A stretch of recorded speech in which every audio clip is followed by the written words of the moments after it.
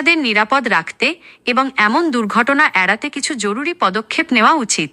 প্রথমত, ধারালো বস্তু দূরে রাখুন। বটি, ছুরি, দা বা কাঁচি সবসময় বাচ্চাদের নাগালের বাইরে লক করা ড্রয়ারে বা উঁচুতে রাখুন।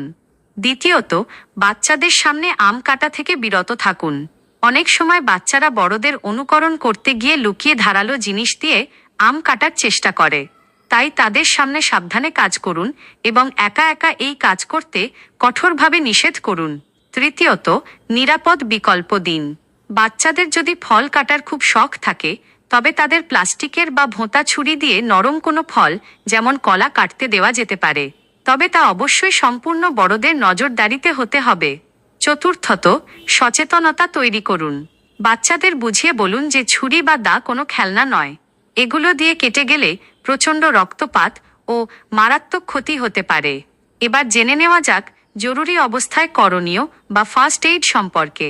যদি কখনো এমন কোনো দুর্ঘটনা ঘটেই যায়, তবে আতঙ্কিত না হয়ে দ্রুত এই পদক্ষেপগুলো নিন। ১. রক্তপাত বন্ধ করা। পরিষ্কার কাপড় বা গজ দিয়ে ক্ষতস্থানটি শক্ত করে চেপে ধরুন যাতে রক্তপাত বন্ধ হয়। ২. ক্ষতস্থান উঁচুতে রাখা। আঘাতপ্রাপ্ত হাত বা পা হৃৎপিণ্ডের স্তরের চেয়ে কিছুটা উঁচুতে রাখার চেষ্টা করুন। ৩. আলাদা হয়ে যাওয়া অংশ সংরক্ষণ করা। যদি শরীরের কোনো অংশ, যেমন আঙুল, সম্পূর্ণ আলাদা হয়ে যায়, তবে অংশটি পরিষ্কার পানিতে আলতো করে ধুয়ে নিন।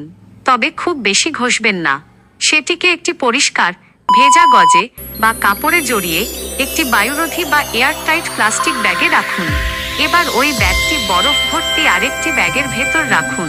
মনে রাখবেন, বিচ্ছিন্ন অংশটি সরাসরি বরফ বা পানিতে ডুবিয়ে রাখা যাবে না। ৪. দ্রুত হাসপাতালে নেওয়া। কোনো সময় নষ্ট না করে রোগীকে এবং সংরক্ষিত অংশটিকে নিয়ে যত দ্রুত সম্ভব প্লাস্টিক সার্জারি বা অর্থোপেডিক সুবিধা সম্পন্ন হাসপাতালে নিয়ে যান।